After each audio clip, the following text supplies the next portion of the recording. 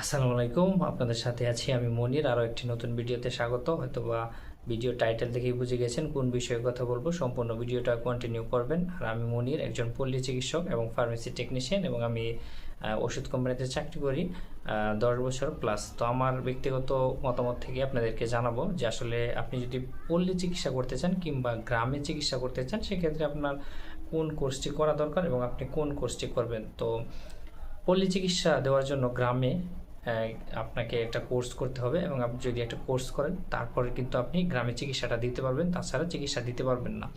তো আপনার এক্ষেত্রে কী করণীয়? তো বাজারে প্রচলিত অনেকগুলো কোর্স আছে, যেমন 1 বছর মেয়াদি ডিএমএ আছে, আরএমপি আছে, তারপর এলএফএফ আছে, এগুলো বিভিন্ন কোর্স আছে, এবং সিপি আছে, তারপর আছে সিএসডব্লিউ। তো আপনি কোন কোর্সটা করবেন? তো আপনার কোর্সটা কিন্তু আপনার নিজের উপর নির্ভরশীল করবে যে আপনার কি পরিমাণ সময়, কি পরিমাণ টাকা আছে আপনার কাছে, এবং আপনি এইটার পিছিয়ে কতটুকু সময় দিতে পারবেন। এইগুলো কিন্তু নির্ভর করবে যে আপনি কোর্সটা করতে পারবেন কি না। তো আমি আজকে 2টা কোর্স নিয়ে কথা বলবো। তো বিস্তারিত পরবর্তীতে আরও কথা বলবো, তো ভিডিও বেশি লম্বা হয়ে যাবে। তো আমি 2টা কোর্স নিয়ে কথা বলবো। আপনারা যারা গ্রামে পল্লী চিকিৎসা দিতে চান তারা এই 2টা থেকে একটা কোর্স করবেন। সেটা হলো সিএসডব্লিউ কোর্স, না হয় সিপি কোর্স। আপনারা সিএসডব্লিউ নাহলে সিপি কোর্স 2টা থেকে একটা করবেন।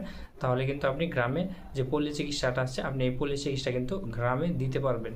তো পরবর্তী ভিডিওতে আমি জানিয়ে দিব যে সিএসডব্লিউ কোর্স করলে কত টাকা লাগে এবং কত দিন সময় লাগবে, এবং সিপি কোর্স করলে কত টাকা লাগবে এবং কত দিন সময় লাগবে। সেই পর্যন্ত সবাই ভালো থাকবেন।